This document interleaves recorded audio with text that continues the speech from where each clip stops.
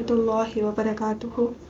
अल्लाहुम्मा सल्लि अला मुहम्मद व अला आलि मुहम्मद कमा सल्लैता अला इब्राहीम व अला आलि इब्राहीम इन्नका हमीदुम मजीद।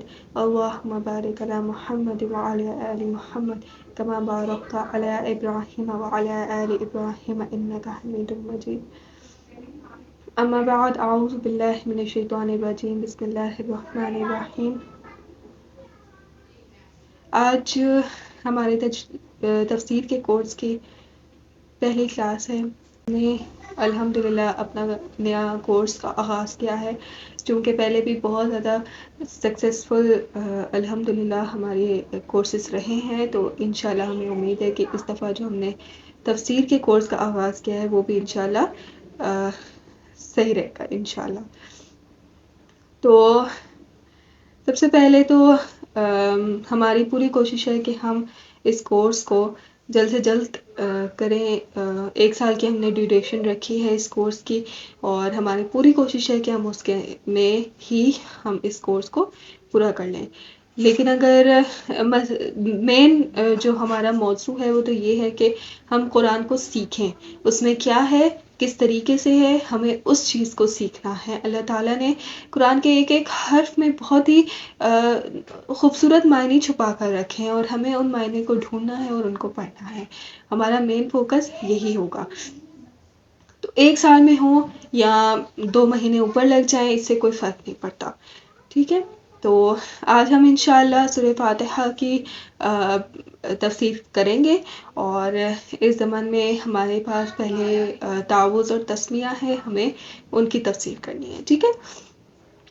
तो आऊज़ु बिल्लाहि मिनश शैतानिर रजीम, पहले हम इसके बारे में पढ़ेंगे। तावुज़ क्या है, और ये हमें क्यों अल्लाह ताला की पनाह लेनी चाहिए, क्यों हम अल्लाह ताला की पनाह लेते हैं शैतान से। तो कुरान पाक में आता है कि जब भी अल्लाह ताला फरमाता है कि जब भी कुरान की तिलावत करने लगो तो अल्लाह से पनाह ले लो। किससे पनाह ले लो? शैतान मरदूद से। तो शैतान क्या है, हमें शैतान से पनाह क्यों लेनी है? शैतान निकला है शतन से, शीन तो नून, शतन। और शतन के मायने हैं दूरी रखने वाला। शैतान, जैसे कि आप लोग जानते हैं कि उनका पहले नाम इब्लीस था, और तकब्बुर किया उन्होंने। शैतान ने तकब्बुर किया था, हज़रत आदम अलैहिस्सलाम को जन्नत से निकलवा दिया था, और इसी वजह से वो शैतान कहलाया गया। क्यों शैतान कहलाया गया? क्योंकि अल्लाह ताला कहते हैं कि हमें शैतान से दूरी रखनी है, ठीक। तो कुरान में आता है कि ए बनी आदम, देखो कहीं शैतान तुम्हें भी बहका दे जिस तरह तुम्हारे बाप को बहकाकर जन्नत से निकलवा दिया। इसमें अल्लाह ताला हज़रत आदम और हज़रत हव्वा की तरफ इशारा कर रहे हैं, और हमें बता रहे हैं कि शैतान ने कसम खा रखी है। शैतान ने कसम खा रखी है कि जिस तरह आप लोग जानते ही होंगे वो वाक़या, जब अल्लाह ताला ने मिट्टी का एक पुतला बनाया और फरिश्तों को कहा कि इसको सजदा करो, तो सब ने किया, लेकिन इब्लीस ने नहीं किया। क्यों नहीं किया? क्योंकि वो तकब्बुर में आ गया था। वो कहता था कि मैं सबसे ज़्यादा इबादत करता हूँ अल्लाह की, तो वो ज़मीन में नाइब कैसे बना सकता है। तो उसके बाद भी 40 साल तक हज़रत आदम अलैहिस्सलाम का पुतला जन्नत में रहा, और उसमें कोई हरकत नहीं हुई। जब फरिश्ते आते जाते देखते थे तो वो कहते थे कि ये क्या है, ये क्या अल्लाह ताला ने बनाया है, और ये किस तरह ज़मीन पर रहेगा, क्या करेगा। और 40 साल के बाद अल्लाह ताला ने उसमें रूह फूंकी, और उसके बाद उनमें हरकत शुरू हुई। तो इसी वजह से शैतान कहता था कि तो मिट्टी का पुतला है और मैं आग से बना हूँ, तो ज़्यादा फ़ख्रियत मुझे हासिल होनी चाहिए। लेकिन अल्लाह ताला ने आदम अलैहिस्सलाम को ज़मीन पर नाइब बनाकर भेजना था। इसी वजह से अल्लाह ताला यहाँ पर कहते हैं कि हमें शैतान की पनाह लेनी है, क्योंकि उसने कसम खा रखी है कि वो आदम और उनकी औलाद को बहकाएगा। और एक और जगह इरशाद है कि شیطان تمہارا دشمن ہے، اسے دشمن ہی سمجھو، اور وہ اپنی جماعت کو اس لیے بلاتا ہے کہ وہ جہنمی ہو جائے۔ اللہ تعالیٰ کیا کہتے ہیں؟ اللہ تعالیٰ کہتے ہیں کہ شیطان دشمن ہے، اس سے کبھی دوستی نہیں کرنی ہے، شیطان ہمیشہ دشمن ہے، اور اگر وہ تم سے دوستی کرے گا بھی تو مطلب کے لیے کرے گا۔ جس طرح جو بھی یہ بلیک میجک وغیرہ یا کالا جادو کرتے ہیں تو وہ یہی کرتے ہیں کہ شیطان سے دوستی کرتے ہیں، تو شیطان اس کے بدلے میں کیا لیتا ہے؟ شیطان ان سے خون مانگتا ہے، شیطان ان سے بلی وغیرہ چڑھاتے ہیں، استغفر اللہ، اور شیطان اپنی دوستی مطلب پر کرتا ہے۔ اسی طرح انسان بھی ہے، وہ بھی شیطان سے دوستی مطلب پر کرتا ہے، لیکن اللہ تعالیٰ فرماتے ہیں کہ تمہیں شیطان کو دشمن ہی سمجھنا ہے، وہ تمہارا دوست کبھی بھی نہیں ہو سکتا۔ اسی طرح ایک اور جگہ پر ہے کہ تم اس شیطان سے اور اس کے ذریات سے دوستی کرتے ہو مجھے چھوڑ کر، وہ تو تمہارا دشمن ہے، یاد رکھو ظالموں کے لیے برا بدلہ ہے۔ اللہ تعالیٰ نے یہاں پر ان لوگوں کو ظالم کہا ہے جو کہ دوستی کرتے ہیں شیطان سے، اللہ تعالیٰ نے ان کو ظالم کہا ہے، اور ان کو بتایا ہے کہ انہوں نے کہ جب شیطان نے قسم کھا رکھی ہے کہ وہ تمہیں چین سے جینے نہیں دے گا، وہ تمہیں جنت میں نہیں جانے دے گا، وہ تمہیں جہنم میں بنانا چاہتا ہے، تو تم کیوں اس کی بات سنتے ہو؟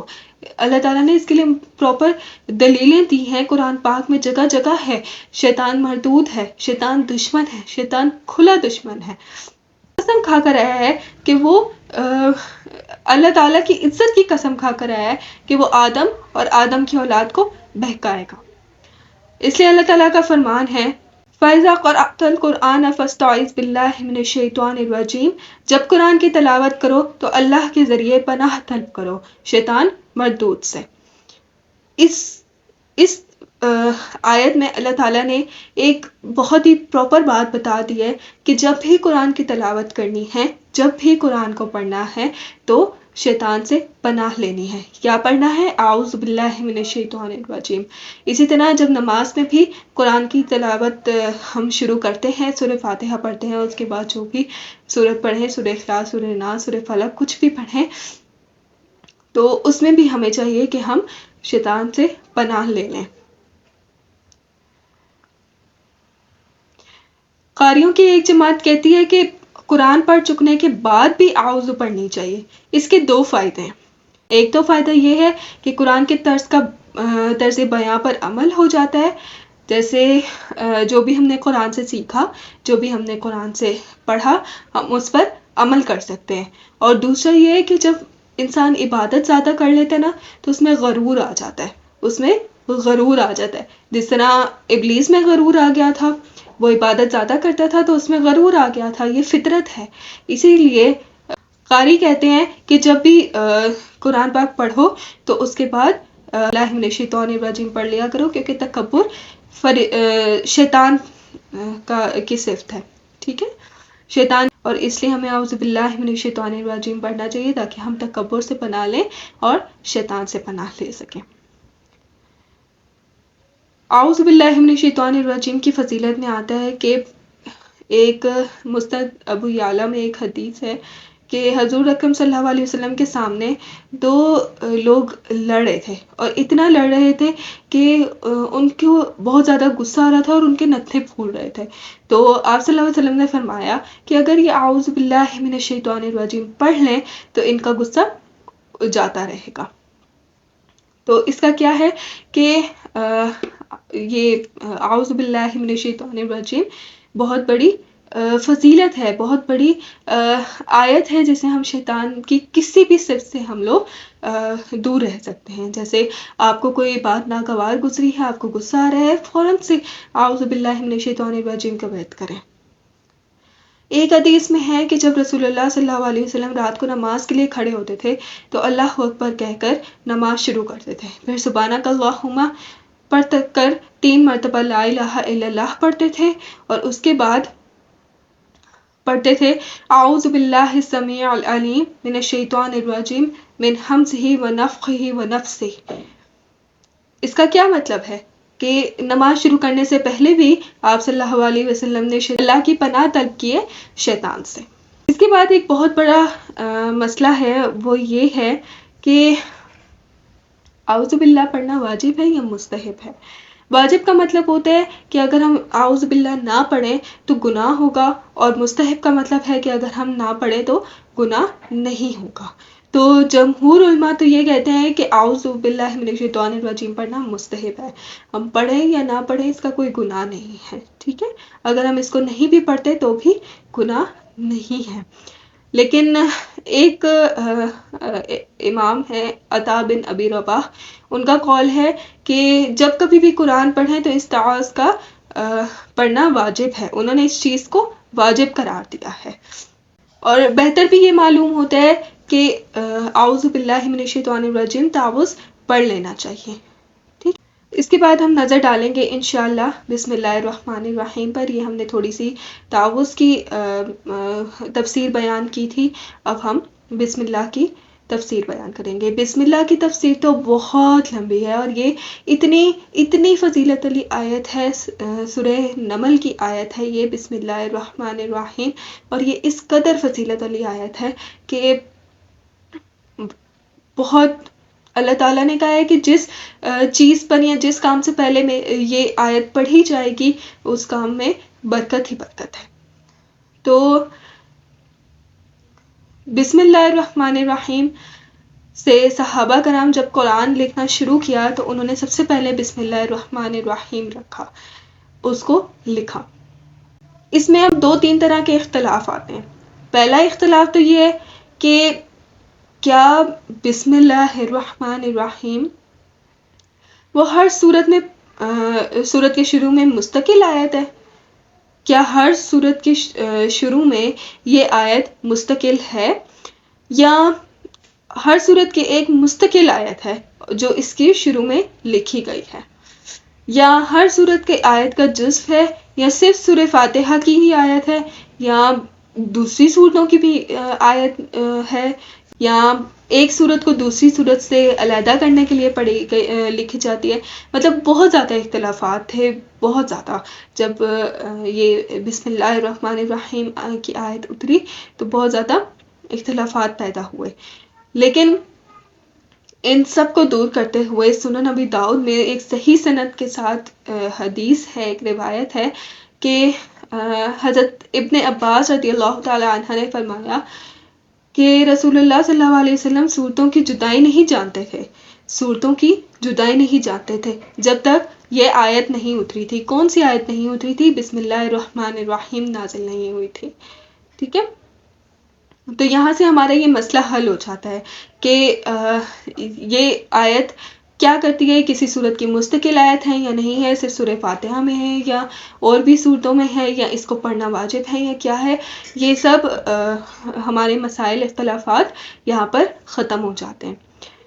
एक दूसरा मसला ये है कि बिस्मिल्लाह बुलंद आवाज़ में पढ़ी जाए या आहिस्ता। इसके हवाले से बहुत से फ़र्क हैं, बहुत से इसके बारे में मसलब हैं।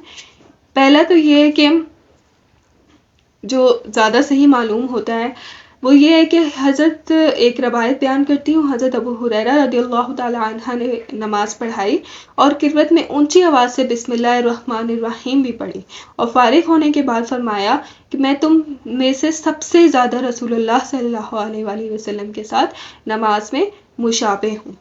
इसका क्या मतलब है कि हज़रत अबू हुरैरा रज़ियल्लाहु ताला अन्हा हज़रत मोहम्मद सल्लल्लाहु अलैहि वसल्लम के नमाज बहुत बेहतर तरीके से जानते थे, और इसी वजह से उन्होंने कहा बिस्मिल्लाह जब पढ़ी तो वो ऊंची आवाज़ में पढ़ी। इससे क्या वाज़ेह होता है कि रसूलुल्लाह सल्लल्लाहु अलैहि वसल्लम भी ऊंची आवाज़ में पढ़ा करते थे। इसके बाद है कि इमाम हाकिम ने हज़रत अनस रज़ियल्लाहु ताला अन्हा से रवायत की है कि हज़रत मुआविया रज़ियल्लाहु ताला अन्हा ने मदीना में नमाज़ पढ़ाई और बिस्मिल्लाह नहीं पढ़ी, तो मुहाजिर असहाब रज़ियल्लाहु ताला अन्हा वहाँ मौजूद थे।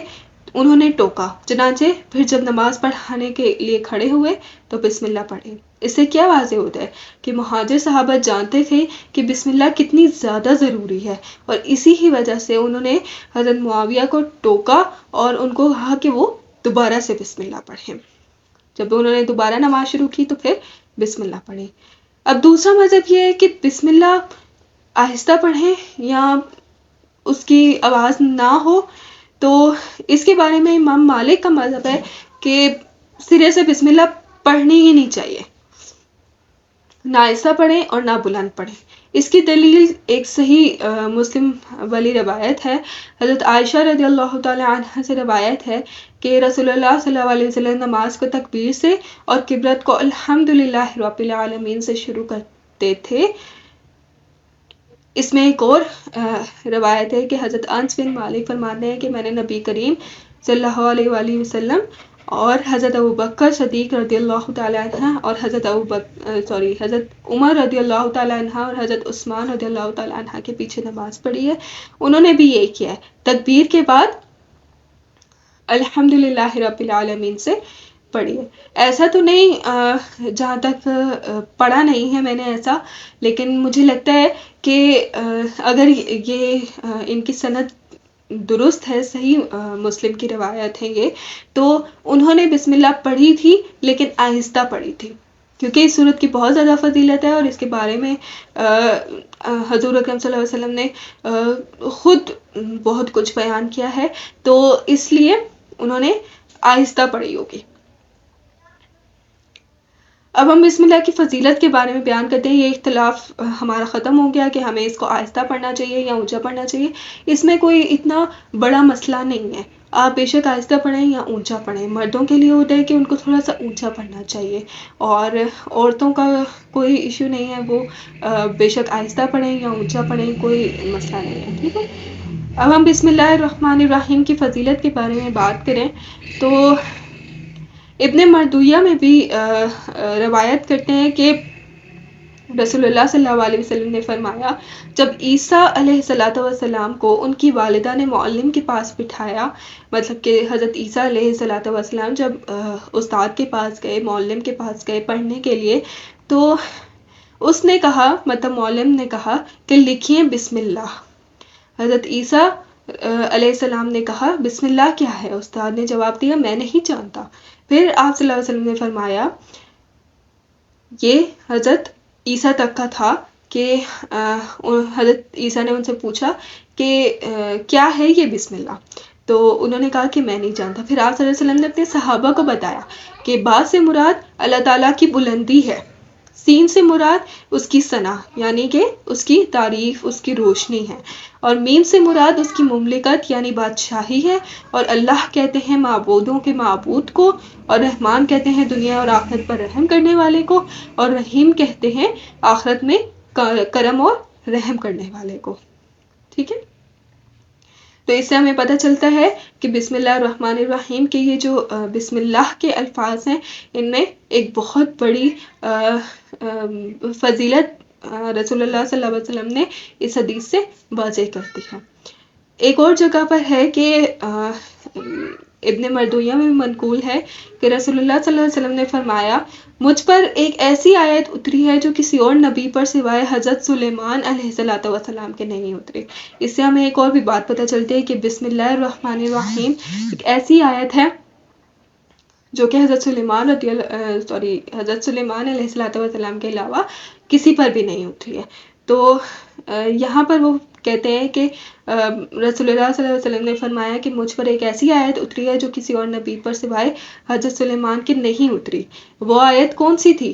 صحابہ نے پوچھا، تو آپ صلی اللہ علیہ وسلم نے فرمایا کہ وہ آیت بسم اللہ الرحمن الرحیم ہے۔ ایک اور جگہ پر آتا ہے کہ حضرت جابر رضی اللہ تعالی عنہ فرماتے ہیں کہ جب یہ آیت بسم اللہ الرحمن الرحیم اتری، بادل مشرق کی طرف سے چھٹ گئے۔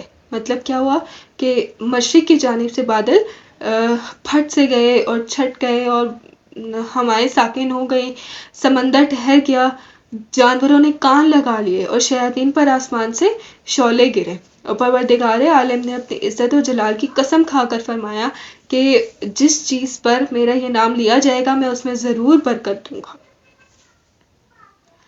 حضرت ابن مسعود رضی اللہ تعالی عنہ فرماتے ہیں کہ جہنم کے 19 دروغوں سے جو بچنا چاہے وہ بسم اللہ الرحمن الرحیم پڑھے۔ اس کے بھی 19 حروف ہیں اور ہر حرف سے ہر فرشتے سے بچا ہوگا۔ اس سے کیا پتہ چلتا ہے کہ جہنم میں 19 دروغہ ہوں گے، اور بسم اللہ کا ایک ایک حرف ہر دروغہ سے آپ کی بچائے گا۔ ایک صحابی تھے جو حضرت محمد صلی اللہ علیہ وسلم کے پیچھے ایک اونٹنی پر سوار تھے، تو ان کی جو اونٹنی ہے نا وہ تھوڑا سا پھسل کر گرنے لگی تھی، تو صحابی کہتے ہیں کہ میں نے کہا شیطان کا ستیہ ناس ہو، تو آپ صلی اللہ علیہ وسلم نے فرمایا یہ نہ کہو، اس سے شیطان پھولتا ہے اور خیال کرتا ہے کہ میں نے اپنی قوت سے اس کو گرا دیا۔ پھر آپ صلی اللہ علیہ وسلم نے فرمایا کہ ہاں، بسم اللہ کہنے سے وہ مکھی کی طرح ذلیل و پست ہو جاتا ہے۔ کون؟ شیطان۔ بسم اللہ ہر کام سے پہلے پڑھنی چاہیے، مطلب بیت الخلاء جائیں بسم اللہ پڑھ کر جائیں، ویسے تو بیت الخلاء کی دعا بھی ہے۔ سیکنڈلی وضو کریں تب بھی پڑھیں، جانور کو ذبح کرتے ہوئے پڑھیں، جو بھی آپ کے چھوٹے موٹے کام ہیں وہ سب کرتے ہوئے پڑھیں۔ ایک حدیث میں ہے حضرت محمد صلی اللہ علیہ وسلم نے ایک شخص سے کہا کہ جب تو اپنی بیوی کے پاس جائے اور بسم اللہ پڑھ لے اور خدا کوئی اولاد بخشے تو کہ اپنے اور اس کے اولاد کے سانسوں کی گنتی کے برابر تیرے نامہ اعمال میں نیکیاں لکھی جائیں گی۔ لیکن یہ ایک ضعیف حدیث ہے، اس کا کوئی خاص سند نہیں ہے۔ اب ہم شروع کرتے ہیں سورہ فاتحہ کی تفسیر۔ تو فاتحہ کہتے ہیں شروع کرنے والی کو، چونکہ یہ وہ سورت تھی جو قرآن پاک میں سب سے پہلے لکھی گئی تھی اور نماز میں بھی سب سے پہلے پڑھی جاتی ہے، تو اس وجہ سے ان کو سورہ فاتحہ کہا جاتا ہے۔ تو اب میں ورڈ ٹو ورڈ ترجمہ بھی کروں گی، لفظ بائی لفظ، اور لائن ہر ایک ایک آیت کا ترجمہ بھی کروں گی۔ اگر آپ لوگ لکھنا چاہتے ہیں تو ضرور لکھ لیں۔ الحمد، تمام تعریفیں، للہ، اللہ کے لیے، ربی، رب جو کہ رب ہے، العالمین، تمام جہانوں کا۔ تو تمام تعریفیں اللہ کی ہیں جو کہ تمام جہانوں کا رب ہے۔ تو الحمدللہ کے کیا معنی ہیں؟ الحمدللہ کی بھی بہت زیادہ فضیلت ہے۔ کیوں ہے کہ الحمدللہ کے معنی ہیں شکر صرف اللہ کا ہے، ٹھیک ہے؟ اس کے کیا معنی ہے کہ شکر صرف اللہ کا ہے۔ اللہ تعالیٰ نے انسان کو کتنی نعمتیں دی، کتنا کچھ دیا، لیکن اس کا شکر ادا کرنے کا کوئی لفظ بھی اللہ تعالیٰ نے دینا تھا، تو اللہ تعالیٰ نے اس کے بدلے الحمدللہ دیا۔ حضرت عمر رضی اللہ تعالیٰ عنہ نے ایک مرتبہ فرمایا کہ سبحان اللہ اور لا الہ الا اللہ، اور بعض روایتوں میں ہے کہ اللہ اکبر کو تو ہم جانتے ہی ہیں، لیکن یہ الحمدللہ کیا ہے؟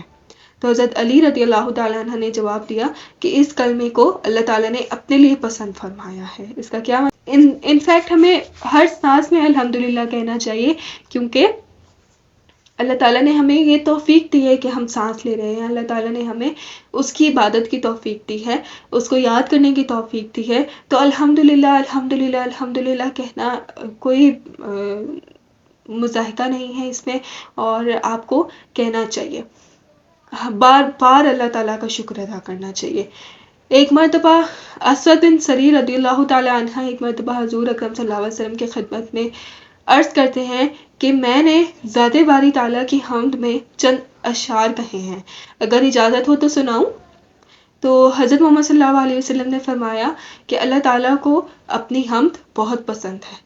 ایک حدیث میں ہے کہ رسول اللہ صلی اللہ علیہ وسلم نے فرمایا کہ افضل ترین ذکر لا الہ الا اللہ ہے اور افضل ترین دعا الحمدللہ ہے۔ ابن ماجہ میں ایک حدیث ہے کہ اگر میری امت میں سے کسی کو اللہ تعالیٰ تمام دنیا دے دے اور وہ الحمدللہ کہے تو یہ ساری دنیا سے افضل ترین کلمہ ہوگا۔ کیا مطلب؟ کہ اللہ تعالیٰ کو پوری دنیا، پوری کائنات سے بڑھ کر یہ کلمہ ہے۔ قرطبی علماء کی ایک جماعت نقل کرتے ہیں کہ لا الہ الا اللہ سے بھی الحمدللہ رب العالمین افضل ہے، کیونکہ اس میں توحید اور حمد دونوں ہیں۔ ایک تو توحید یہ ہے کہ شکر صرف اللہ کا، اور حمد کیا ہے؟ جو کہ تمام کائنات کا مالک ہے، یہ اس کی تعریف ہے کہ وہ پوری کائنات کا مالک ہے۔ اس کے بعد ہے رب، الحمدللہ رب العالمین۔ رب کیا ہے؟ رب کہتے ہیں مالک کو۔ اللہ تعالیٰ نے اس آیت میں رب میں اپنا ایک تھوڑا سا ڈراوا رکھا ہے کہ بندہ ڈرے اس چیز سے کہ شکر، تمام تعریفیں، تمام شکر اس ذات کا جو کہ رب ہے. رب کیا؟ سردار ہے. سردار ہے کس کا؟ العالمین، تمام عالمین کا، تمام جہانوں کا. اللہ تعالیٰ نے اس لفظ میں اپنی ایک اکڑ رکھی ہے اور اپنی ایک ڈراوا رکھا ہے اپنے بندوں کے لیے.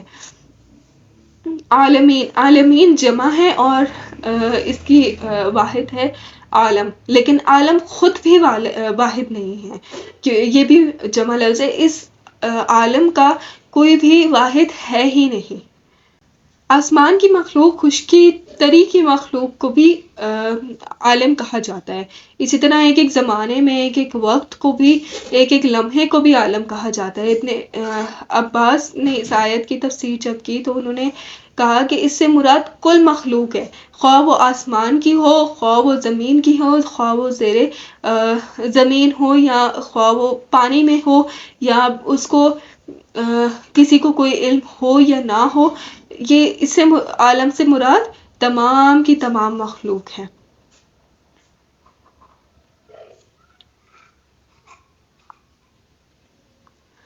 وہب بن منبع رحمۃ اللہ فرماتے ہیں کہ 18,000 عالم ہیں. اس کیا مطلب؟ کہ 18,000 دنیا ہے، عالم ہے. ایک عالم آپ سمجھ لیں کہ ایک گلیکسی کہہ سکتے ہیں، ٹھیک ہے. جیسا یہ ہمارا سولر سسٹم، ہماری جو پلانٹس ہیں، یہ سب ملا کر یہ ایک عالم بنتا ہے. تو اسی طرح کے انہوں نے کہا کہ وہب بن منبع رحمۃ اللہ نے کہا کہ 18,000 عالم ہیں اور دنیا کی ساری مخلوق ان میں سے ایک عالم ہے. حضرت ابو سعید خدری رضی اللہ تعالی عنہ فرماتے ہیں کہ 40,000 عالم ہیں. ساری دنیا اس میں سے ایک عالم ہے. اور زجاج رحمۃ اللہ کہتے ہیں کہ اللہ تعالیٰ نے دنیا اور آخرت میں جو کچھ بھی پیدا کیا وہ سب عالم ہے. اسی طرح قرطبی کا بھی قول ہے کہ وہ کہتے ہیں کہ یہ تمام عالمین پر مشتمل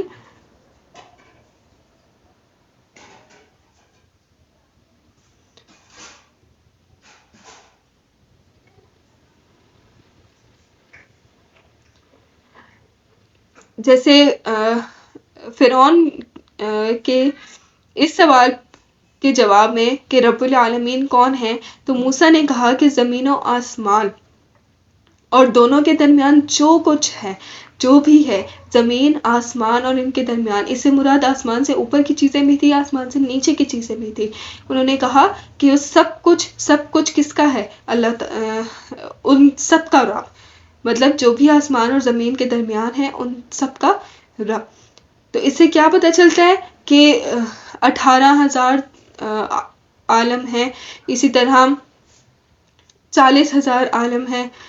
ابو العالیہ رحمۃ اللہ فرماتے ہیں کہ انسان کل ایک عالم ہے، مطلب تمام انسان جو ہیں وہ ایک عالم ہے اور سارے جنات کا ایک عالم الگ ہے. اور اس کے سوا 18,000 یا 14,000 عالم اور ہیں. فرشتے زمین پر ہیں اور زمین کے 4 کونے ہیں، ہر کونے میں 3,500 عالم ہیں جنہیں اللہ تعالیٰ نے صرف اپنی عبادت کے لیے پیدا کیا ہے. ایک اور روایت میں ہے، ایک ضعیف روایت ہے کہ حضرت عمر رضی اللہ تعالی عنہ کی خلافت کے زمانے میں ایک سال ٹڈیاں نظر نہیں آ رہی تھی، تو ان کی تلاش جاری ہوئی، تو تلاش کرنے پر بھی نظر نہیں آئے. تو حضرت عمر رضی اللہ تعالی عنہ بہت زیادہ غمگین ہو گئے. یمن، شام، عراق، آس پاس جتنے بھی علاقے تھے ان سب میں گئے اور وہاں پر اپنے سوار بھیجے، مطلب اپنے لوگوں کو بھیجا اور ان کو کہا کہ کہیں سے بھی ٹڈیاں نظر آتی ہیں یا نہیں. تو یمن سے کچھ سوار جو تھے وہ تھوڑی سی ٹڈیاں لے کر آئے اور پھر امیر المومنین کے سامنے پیش کی. تو آپ نے ان کو دیکھ کر تکبیر کہی اور فرمایا کہ میں نے رسول اللہ صلی اللہ علیہ وسلم سے سنا ہے کہ اللہ تعالیٰ نے 1,000 امتیں پیدا کی ہیں، جس میں سے 600 تری ہیں اور 400 خشکی میں ہیں. اس کا کیا مطلب ہے؟ امتیں مطلب عالم ان کا کہنے کا مطلب ان کا عالم تھا. کیا مطلب تھا؟ کہ انہوں نے 1000 عالم پیدا کیے ہیں، اور جس میں سے 600 تری میں ہے، مطلب پانی کے اندر ہے، اور 400 خشکی میں ہے. یہ صرف ایک عالم کے اندر جو عالم بسنے ہیں ان کے بارے میں بات ہو رہی ہے. اور سب سے پہلے جو عالم، مطلب جو امت ہلاک ہوگی وہ ٹڈیاں ہوں گی. بس ان کی ہلاکت کے بعد پے در پے اور سب امتیں ہلاک ہو جائیں گی. حضرت عمر نے ان کو مثال دے کر سمجھایا تھا کہ جس طرح ایک تسبیح کا دانہ نکل جاتا ہے اس میں تو باقی کے تمام دانے خود بخود نکلتے رہتے ہیں، اسی طرح سے سب سے پہلے ٹڈیاں اس دنیا سے غائب ہو جائیں گی، اور اس کے بعد تمام عالم جو ہیں وہ پے در پہ ہلاک ہو جائیں گے. اگلی آیت ہے الرحمن الرحیم. الرحمن جو بہت زیادہ مہربان ہو، الرحیم رحم کرنے والا. اللہ تعالیٰ نے پچھلی آیت میں کہا الحمدللہ رب العالمین. رب کے لفظ میں انہوں نے اپنا ایک دعویٰ رکھا کہ میں رب ہوں، پوری کائنات کا رب ہوں. اس کے بعد انہوں نے کیا کہا؟ الرحمن الرحیم، کہ میں بہت زیادہ مہربان ہوں، رحم کرنے والا ہوں. بے شک میں رب ہوں، اس میں کوئی اختلاف یا کوئی بھی شک و شبہ کی بات نہیں ہے. لیکن میں کون ہوں؟ الرحمن ہوں. اللہ تعالیٰ نے اللہ کے بعد رحمان کا نام کیوں رکھا اپنا؟ کیونکہ وہ سب کو بتانا چاہتا تھا کہ میں بہت زیادہ مہربان ہوں، اور پھر رحیم رکھا. الرحمن الرحیم المالک القدوس السلام. اسی طرح الرحیم رحمان کے بعد رکھا کہ میں مہربان بھی ہوں اور رحم بھی کرنے والا ہوں. اللہ تعالیٰ کے تمام ناموں میں سے جو ہم 99 نام ان کے ہم پڑھتے ہیں، اور ویسے تو بہت زیادہ ہیں، ان تمام ناموں میں سے صرف ایک نام ہے جو اللہ تعالیٰ نے اپنے غصے کو ظاہر کرنے کے لیے رکھا ہے، اور وہ کیا ہے؟ جبار. اس کے علاوہ کوئی بھی ایسا نام نہیں ہے جو اللہ تعالیٰ نے اپنے غصے کے لیے یا اپنے عذاب کے لیے رکھا ہو. ٹھیک ہے؟ تو یہاں پر بھی الرحمن الرحیم کہ میں بہت زیادہ مہربان ہوں، رحم کرنے والا ہوں. حضرت ابو ہریرہ سے رضی اللہ تعالیٰ عنہ سے مروی ہے کہ رسول اللہ صلی اللہ علیہ وسلم نے فرمایا کہ اگر ایماندار خدا کے غضب اور غصے سے اور اس کے سخت عذابوں سے پورا واقف ہوتا تو اس کے دل میں جنت کی تما ہٹ جاتی، مطلب اس کی خواہش ہٹ جاتی. اور اگر کافر اللہ تعالیٰ کی نعمتوں اور اس کی رحمتوں کی پوری طرح جان لیتا تو وہ کبھی نا امید نہیں ہوتا. اس کا کیا مطلب ہے؟ کہ اللہ تعالیٰ جتنا عذاب غصے والا ہے اس سے کہیں زیادہ رحم دل ہے. کسی کافر کو بھی اگر پتہ چل جانا کہ اللہ تعالیٰ کتنا رحم دل ہے، کتنا رحمتوں سے بھرا ہوا ہے، تو وہ کبھی بھی نا امید نہیں ہوتا. اگلی آیت ہے مالک یوم الدین. مالک ہے کس کا؟ یوم دین، یوم الدین بدلے کے دن کا، جو روز جزا کا مالک ہے. سب سے پہلے اللہ تعالیٰ نے اپنے رب ہونے کا بتایا، پھر بتایا کہ وہ رحمان ہے، رحیم ہے، پھر کیا بتایا؟ کہ وہ مالک ہے. کس چیز کا؟ یوم الدین، قیامت کے دن کا، اس روز جزا کا جس دن تمام کائنات پھٹ جائے گی، تمام لوگ صرف اللہ کے سامنے حاضر ہوں گے. اچھا، اس آیت میں مالکی پہ تھوڑا غور کیجیے گا. اللہ تعالیٰ نے جب قرآن کو نازل کیا تو وہ 7 فیرتوں میں نازل کیا، مطلب 7 طریقے سے قرآن پاک کو پڑھا جا سکتا ہے. تو کچھ قاری اس کو مالکی پڑھتے ہیں، کچھ اس کو مالکی پڑھتے ہیں، کچھ اس کو مالکی پڑھتے ہیں. مطلب کہ کہیں کبھی میم کو کھینچا جاتا ہے، کبھی لام کو کھینچا جاتا ہے، کبھی کاف کو. تو سب سے بہتر یہ معلوم ہوتا ہے کہ میم کو کھینچا جائے کیونکہ اس کے اوپر کھڑی زبر ہے، اور ہماری زبان کے لحاظ سے جو ہم تجوید کرتے ہیں اس کے حساب سے بھی یہی بہتر معلوم ہوتا ہے، مالک یوم الدین. ٹھیک ہے؟ تو اللہ تعالیٰ نے یہ کیوں نہیں کہا کہ وہ پوری دنیا کا مالک ہے؟ اس صورت میں انہوں نے سیدھا روز جزا کی طرف کیوں نکل گئے؟ کیونکہ اس نے پہلے بتایا کہ وہ رب ہے. کس کا ہے؟ تمام عالموں کا رب ہے. اس کے بعد اس نے بتایا کہ وہ الرحمن ہے، رحیم ہے. پھر اس نے بتایا کہ وہ مالک ہے. کس کا؟ قیامت کے روز کا. کیوں؟ کیونکہ دنیا میں انسان اللہ کی نظروں سے تو کبھی نہیں چھپ سکتا، لیکن اللہ تعالیٰ اس کی رسی ڈھیلی چھوڑ دیتا ہے. وہ کبھی کچھ کر سکتا ہے، کبھی کچھ کر سکتا ہے، اپنے دین سے پھر بھی سکتا ہے، اللہ تعالیٰ سے دغا بھی کر سکتا ہے، اس کی نافرمانی بھی کر سکتا ہے. لیکن روز جزا ایک ایسا دن ہے جس دن اللہ تعالیٰ کی کوئی بھی نافرمانی نہیں کر پائے گا، اور جو انسان نے کیا ہوگا، جو بھی اس نے کیا، وہ سب کچھ ان کے سامنے آ جائے گا. وہاں پر صرف ایک آواز ہوگی، اور وہ ہوگی اللہ تعالیٰ کی آواز.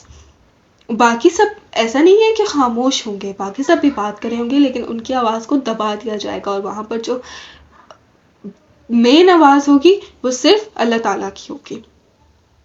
اس کے بعد ہے ایاک نعبد و ایاک نستعین.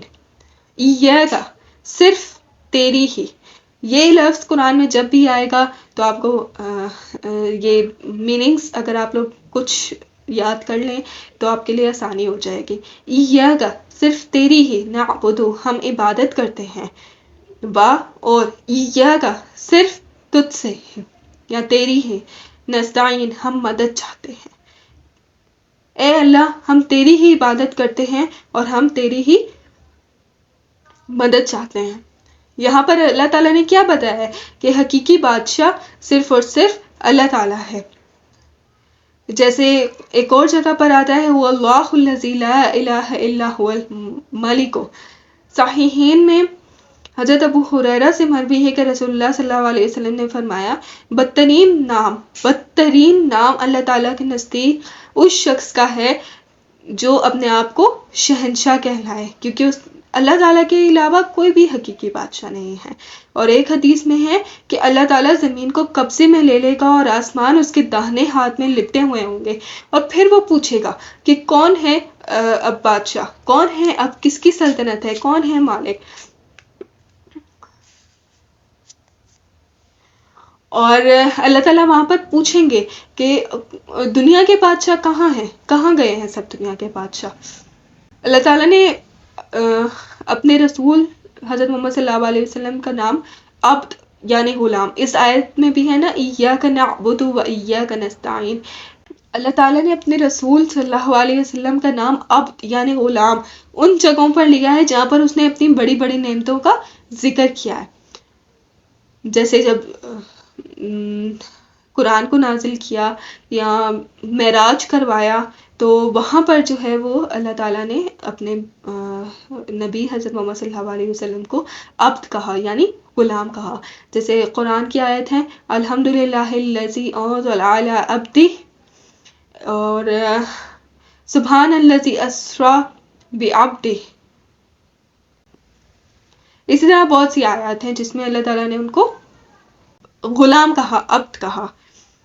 ایاک نعبد و ایاک نستعین، یہ ایک دعا ہے، اور اس میں اللہ تعالیٰ نے یہ بھی پوشیدہ رکھا ہے کہ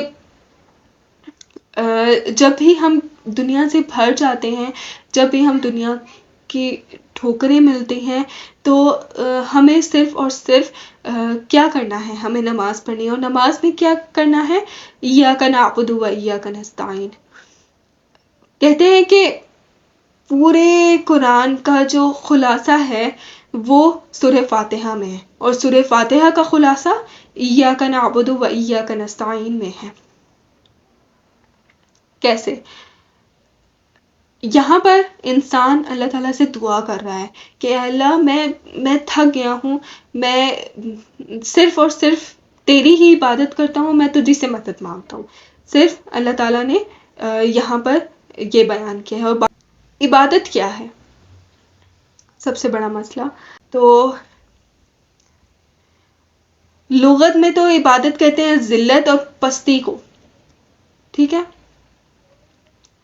اور لیکن شریعت میں عبادت کہتے ہیں محبت کو. شریعت میں عبادت کیا ہے؟ محبت. کس سے محبت؟ اللہ تعالیٰ سے محبت. اس کے خشوع اور اس کے خوف کا مجموعہ. ضرور صرف یہی نہیں ہے کہ ہمیں صرف اللہ تعالیٰ سے محبت کرنی ہے، اس کے خوف کا بھی مجموعہ ہے.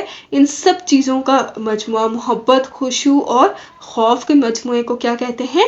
عبادت کہتے ہیں.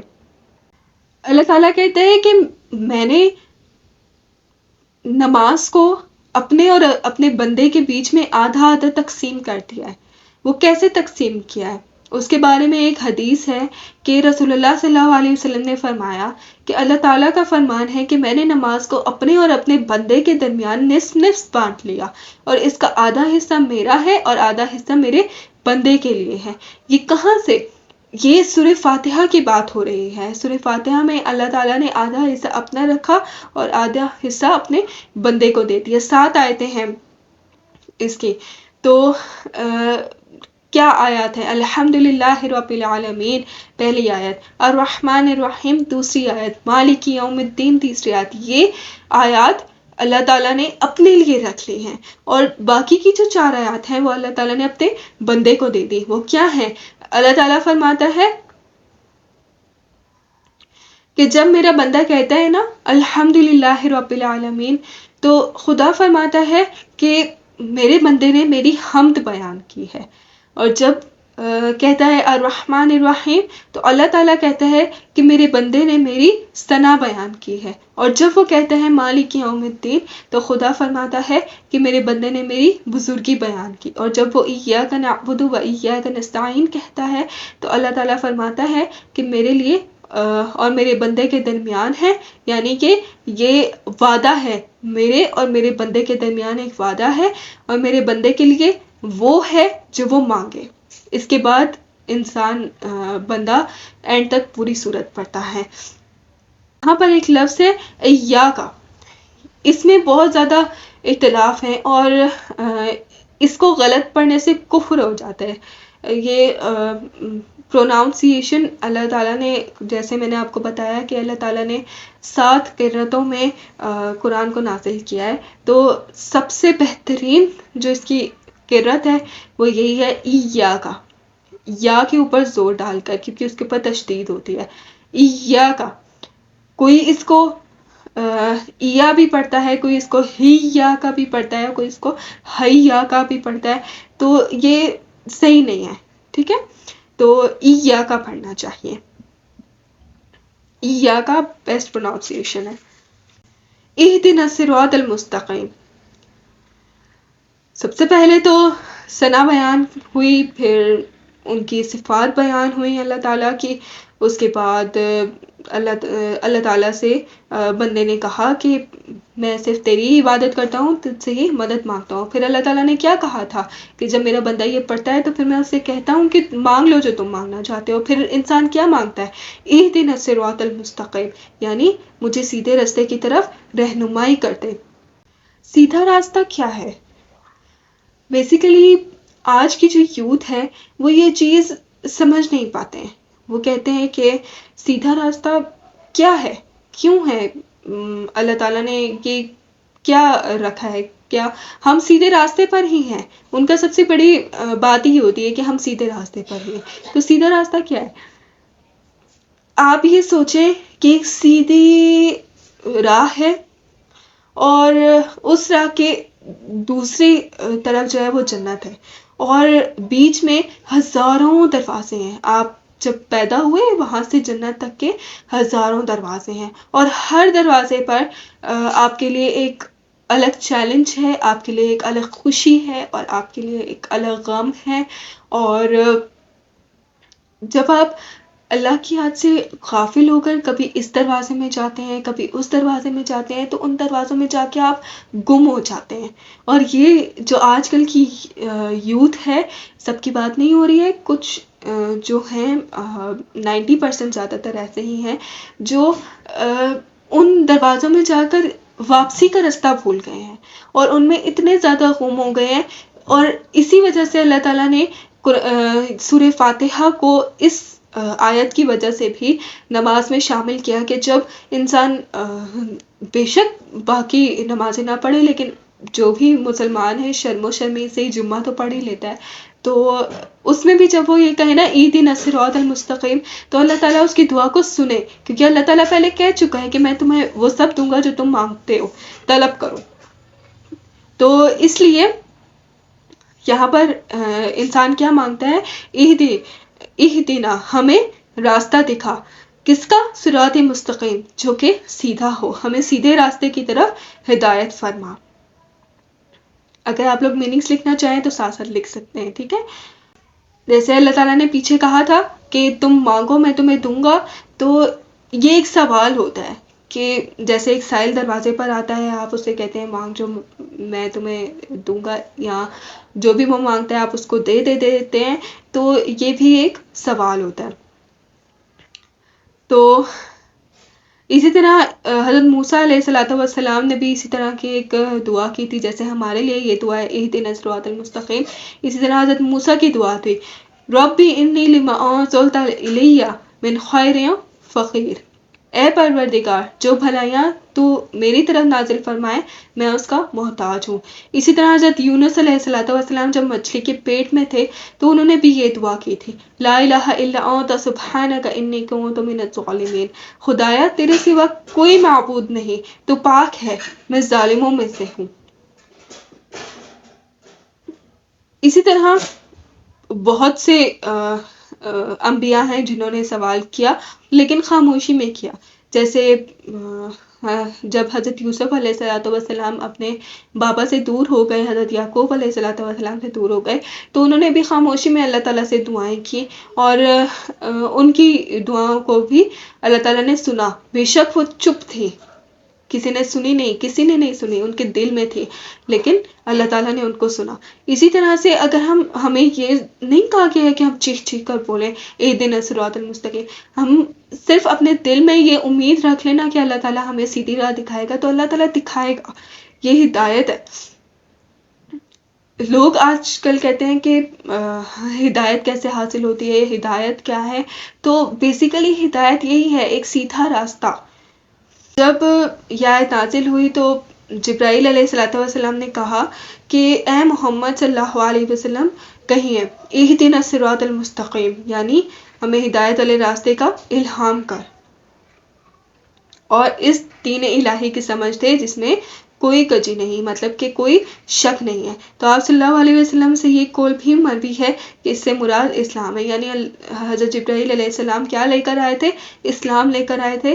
اور اس آیت کے ذریعے سے انہوں نے سب اپنے نبی حضرت محمد صلی اللہ علیہ وسلم تک جب یہ آیت پہنچائی تو ان کو کہا کہ آپ یہ پڑھیے اور دعا کیجیے کس چیز کی ہدایت کی. تو آپ یہ سوچیں کہ کبھی کسی نبی کو بھی ہدایت کی دعا کی ضرورت ہو سکتی ہے؟ سب سے زیادہ ہدایت پر فائز ثابت قدم تو نبی ہی ہوتے ہیں، لیکن اللہ تعالیٰ نے ان کو بھی یہ آیت پڑھائی اور ان کو کہا، حضرت جبرائیل علیہ السلام نے بھی ان کو کہا کہ اہدنا الصراط المستقیم کہیے، کہ اس دین الہی کی طرف اللہ تعالیٰ ہمیں مائل کرے، اس کی سمجھ دے جو کہ ہر شک و شبہ سے پاک ہے. اہدنا الصراط المستقیم، راستہ دکھا. ہم اللہ تعالیٰ سے کہتے ہیں کہ اللہ ہمیں راستہ دکھا، ہدایت کا راستہ دکھا. تو ہدایت کا راستہ کیا ہے؟ اللہ تعالیٰ نے ہمیں ساتھ میں اگلی آیت میں یہ بھی بتا دیا ہے صراط الذین، راستہ ان لوگوں کا انعمت تو نے انعام کیا علیہم جن پر، غیر نہ مغضوبی غضب کیا گیا علیہم ان پر، اور لضالین نہ جو گمراہ ہوئے. تو ٹرانسلیشن لکھنا چاہتے ہیں تو صراط الذین انعمت علیہم، راستہ ان لوگوں کا جن پر تو نے انعام کیا، غیر المغضوبی نہ کہ ان لوگوں کا جن پر تو نے غضب کیا، ولضالین اور نہ ان کا جو کہ راستے سے بھٹکے ہوئے ہیں. سورہ نساء میں ہے وَمَن يُطِعِ اللَّهَ وَرَسُولَهُ فَأُولَٰئِكَ مَعَ الَّذِينَ أَنْعَمَ اللَّهُ عَلَيْهِمْ، یعنی خدا اور اس کے رسول کے کہے ہوئے عمل کرنے والوں کے والے ان کے ساتھ ہوں گے جن پر خدا کا انعام ہے، جو نبی اور صدیق اور شہید اور صالح لوگ ہیں، یہ بہترین ساتھی اور اچھے رفیق ہیں. اس کا کیا مطلب ہے کہ سورہ نساء میں اللہ تعالیٰ نے بتایا ہے کہ وہ لوگ کون ہیں جو کہ اللہ تعالیٰ اور اس کے رسول پر کی اطاعت کرتے ہیں، تو وہ کس کے ساتھ ہوں گے؟ وہ انبیاء کے ساتھ ہوں گے، وہ شہداء کے ساتھ ہوں گے. کب؟ مرنے کے بعد جنت میں، وہ ایسے نیک لوگوں کے ساتھ ہوں گے. یہاں پر ایک غیری کا لفظ ہے، اور یہاں پر میں ایک چھوٹی سی تجوید کے متعلق ایک بات بتانا چاہوں گی جو بہت کم لوگ جانتے ہیں. وہ یہ ہے کہ غیری میں نا را کے نیچے زیر ہے، تو را کے نیچے جب بھی زیر ہوگی تو را باریک پڑھی جاتی ہے، یہ غیر ریل نہیں ہوگا، غیر ریل ہے، اس کو میٹھا پڑھا جاتا ہے، ٹھیک ہے. اور جب اس کے اوپر پیش یا زبر ہو تو اس کو موٹا پڑھا جاتا ہے. یہ را کی فطرت ہے، یہ باریک بھی پڑھی جاتی ہے اور موٹی بھی پڑھی جاتی ہے. پہلے تو ہم نے ذکر کر لیا کہ انعام والے لوگ کون ہیں، انبیاء ہیں، شہداء ہیں، صالحین ہیں، جو نیک لوگ ہیں وہ انعام والے ہیں. تو پھر غضب والے لوگ کون ہیں؟ کون ہیں غضب والے لوگ؟ یہ وہ لوگ ہیں جو جن پر اللہ تعالیٰ اپنا غصہ ڈھائے گا. کس چیز کا؟ جو بھٹکے ہوئے تھے، اللہ تعالیٰ نے ان کو اپنی طرف بلایا. لوگ جب قیامت میں اللہ تعالیٰ کے پاس جائیں گے تو اللہ تعالیٰ ان سے پوچھیں گے کہ کیا تمہارے پاس کوئی نبی نہیں آیا تھا، کیا تمہارے پاس کوئی میرا پیغام نہیں پہنچا تھا؟ اور ایسا ممکن ہی نہیں ہے کہ اللہ تعالیٰ نے کسی قوم میں یا کسی جگہ پر انبیاء نہ بھیجے ہوں. اللہ تعالیٰ نے ہر جگہ انبیاء بھیجے. آدم علیہ السلام سے حضرت محمد صلی اللہ علیہ وسلم تک تمام انبیاء ہر قوم میں آئے. اور اللہ تعالیٰ ان سب سے پوچھے گا کہ کیا میں نے تمہیں انبیاء نہیں بھیجے تھے، کیا میں نے تمہیں اپنی کتابیں نہیں دی تھی؟ تو وہ لوگ ہوں گے جن پر اللہ تعالیٰ غضبناک ہوگا، ان پر اپنا غضب ڈھائے گا. اور یہ وہ لوگ ہوں گے جو ذلیل و پست ہو کر رہ جائیں گے، اور ان کے نامہ اعمال ان کے بائیں ہاتھ میں دیے جائیں گے، اور ان کو گھسیٹتے ہوئے جہنم کی طرف لے کر جایا جا رہا ہوگا، اور ان کی چیخ و پکار ہوگی، اور جنتی ان کو دیکھ کر ٹینشن میں ہوں گے، پریشان ہوں گے کہ اور شکر کر رہے ہوں گے کہ وہ جنت میں ہیں. سورہ بقرہ کی ایک آیت ہے جو کہ بنی اسرائیل سے اللہ تعالیٰ نے خطاب کرتے ہوئے فرمایا ہے، بئس ما اشتروا بہ. اس آیت میں ہے کہ ان پر غضب نازل ہوا. بئس ما اشتروا بہ یعنی ان پر غضب نازل ہوا، کیونکہ بنی اسرائیل جو ہے وہ اللہ تعالیٰ کی بہت زیادہ لاڈلی قوم تھی، لیکن انہوں نے اللہ تعالیٰ کے لاڈ کا بہت زیادہ فائدہ اٹھایا تھا، اور اللہ تعالیٰ نے ان کو بہت زیادہ غضب دیا، ان پر بہت زیادہ غصہ ہوئے. پھر سورہ مائدہ میں بھی ہے، قل هل انبئکم بشر، ان پر غضب خدا بندی نازل ہوا. یہ بھی بنی اسرائیل کے بارے میں ہے کہ ان پر بہت زیادہ غضب ہوا. اللہ تعالیٰ نے 10 انبیاء کے بجائے صرف 10 انبیاء کو چھوڑ کر اللہ تعالیٰ نے تمام کے تمام انبیاء 1,24,000 انبیاء دنیا میں آئے ہیں، ان میں سے صرف 10 کے علاوہ تمام انبیاء جو ہیں وہ بنی اسرائیل کے لیے آئے تھے، کیونکہ ایک تو ان کی بہت زیادہ مقدار تھی، اور دوسرا یہ ہے کہ یہ بہت زیادہ پریشان کر دینے والی قوم تھی، اور بہت زیادہ انہوں نے انبیاء کو بھی ستایا، اور بہت زیادہ ٹینشنیں بھی تھی ان کو. تو اللہ تعالیٰ نے ان کے لیے ہی فرمایا ہے کہ میں ان پر یہ مغضوب قوم ہے، یہ وہ ہے جن پر غضب ڈھایا گیا. اور سورہ فاتحہ میں بھی ہم یہی دعا کرتے ہیں کہ ہم ان لوگوں جیسے نہ ہوں جن پر اللہ تعالیٰ نے غضب ڈھایا. غضب بھی کیا غضب تھے، عذاب پر عذاب آئے، آندھیاں چلی، پتھر برسائے گئے، کیا کچھ نہیں ہوا.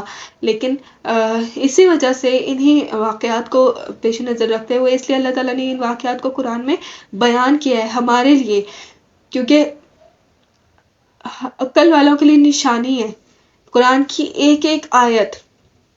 اس لیے اللہ تعالیٰ نے قرآن کی شروع میں ہی سورہ فاتحہ کو لکھ دیا، کیونکہ یہ پورے قرآن کا نچوڑ ہے، اس میں ہر ایک چیز، ہر ایک واقعہ ہے. اسی طرح غضب جن پر ڈھائے گئے وہ سارے واقعات اس میں آ جاتے ہیں، جن لوگوں پر غضب ڈھائے گئے، وہ ہم انشاءاللہ ساتھ ساتھ پڑھتے جائیں گے. تو سورہ فاتحہ تک تو الحمدللہ کمپلیٹ ہو گیا ہے. جو بھی اگر آپ لوگوں کے سوالات ہوں تو آپ لوگ مجھ سے پوچھ سکتی ہیں. اور ایک آخری جو ہمارا مسئلہ رہ گیا ہے وہ یہ ہے کہ سورہ فاتحہ کو ختم کر کے جب ہم اس کو مکمل کر لیتے ہیں تو آمین کہنا چاہیے یا نہیں. تو یہ مستحب ہے. ویسے تو آمین کہا گیا ہے جو ہمارے امام تھے، انبیاء تھے، صحابہ تھے، وہ آمین کہا کرتے تھے، اور ہمیں بھی کہنا چاہیے۔ حضرت ابو ہریرہ رضی اللہ تعالیٰ عنہ سے روایت ہے کہ رسول اللہ صلی اللہ علیہ وسلم نے فرمایا، جب امام آمین کہے تو تم بھی آمین کہو۔ جس کی آمین فرشتوں کے ساتھ مل جائے، یعنی جب نماز پڑھ رہے ہوتے ہیں تو فرشتے بھی وہاں پر موجود ہوتے ہیں، اور اس کے بعد جب یہ سورت پڑھی جاتی ہے تو پھر فرشتے بھی آمین کہتے ہیں، اور رسول اللہ صلی اللہ علیہ وسلم نے فرمایا کہ جس کی آمین فرشتوں کی آمین کے ساتھ مل جائے نا، اس کے تمام سابقہ گناہ معاف ہو جاتے ہیں۔ آمین نہیں کہتے ان کے ساتھ کیا ہے؟ آمین نہ کہنے والوں کی مثال ایسی ہے جیسے ایک شخص نے اپنی قوم کے ساتھ مل کر غزوہ کیا، یعنی کہ جنگ لڑی، اور غالب بھی آئے، اور مال غنیمت بھی ان کے ہاتھ لگا، اور اس کے بعد جو ہے وہ اب قرعہ ڈال کر حصہ لینے لگے تو اس شخص کا نام قرعہ میں نکلا ہی نہیں، اور کوئی حصہ نہ ملے، وہ کہے یہ کیوں؟ تو جواب ملے کہ تیرے آمین نہ کہنے کی وجہ سے۔ ہمارا پہلا لیکچر آج کمپلیٹ ہو گیا ہے، تو ہم لوگ مخصوص سورہ سے شروع کریں گے، ٹھیک ہے؟ جیسے ہم نے آج سورہ فاتحہ پڑھی ہے، کیونکہ یہ قرآن کا خلاصہ ہے، ہمیں یہ سب سے پہلے ہی پڑھنی تھی، تو اب ہم انشاءاللہ کل نیکسٹ پڑھیں گے، لیکن ابھی ہم سورہ بقرہ نہیں پڑھیں گے، ٹھیک ہے؟ تو ہم پہلے وہ صورتیں پڑھتے ہیں جو ہم نماز میں پڑھتے ہیں، تاکہ ہمیں ان کا مطلب سمجھ میں آ جائے، ٹھیک ہے؟ السلام علیکم۔ اچھا، یہ جب بھی آپ لوگ لیں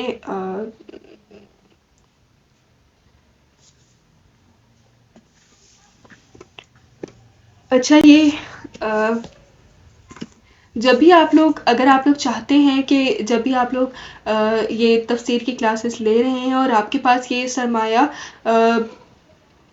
رہے، ہمیشہ رہے، تو آپ یہ بیاض والا قرآن ہے، یہ آپ لوگ لے لیں، بے شک مجھ سے لے لیجئے گا، میرے پاس اویلیبل ہے، اور اگر آپ لوگ پاکستان میں ہیں تو آپ لوگ کے گھروں تک ڈیلیوری ہو جائے گی، اور پیمنٹ آپ لوگ مجھے آن لائن کر دیجئے گا، اور اگر آپ لوگ باہر ہیں تو پھر آپ لوگوں کو اپنی کنٹری کے حساب سے لینی پڑیں گی، تو یہ آپ لوگ لے لیجئے۔ اس میں کیسا ہوتا ہے نا کہ یہ اس میں سطریں خالی ہوتی ہیں، میں آپ کو دکھا دیتی ہوں، یہ دیکھیں، اس میں جو یہ سطریں ہیں، یہ لائنز یہ خالی ہوتی ہیں، ٹھیک ہے؟ تو آپ لوگ یہ لے لیجئے، تاکہ آپ جو بھی یہاں پر پڑھیں، جو بھی آپ لوگ سیکھیں، وہ آپ لوگ لکھ لیں۔ لکھ لینے سے انسان کو بہت اچھا یاد ہو جاتا ہے، ٹھیک ہے؟ تو انشاءاللہ بہت اچھا ہو جائے گا اگر آپ لوگ ایک مکمل قرآن پاک اپنے ہاتھ سے لکھا ہوا تیار کر لیں گے، اور ضروری نہیں ہے کہ آپ لوگوں نے جو بھی پڑھا ہے وہ آپ ایک ہی دن میں بیٹھ کے سارا کچھ لکھ لیں۔ آپ لوگ تھوڑا وقت لگائیں، سیکھیں، سمجھیں، اور پھر آپ ان سب چیزوں کو اپنے اس بیاض القرآن میں لکھ لیں، ٹھیک ہے؟ تاکہ آپ کے پاس ایک مکمل ایک سرمایہ آپ کے پاس اکٹھا ہو جائے، اور پوری زندگی کے آپ کے کام آئے گا، ٹھیک ہے؟ السلام علیکم ورحمۃ اللہ وبرکاتہ۔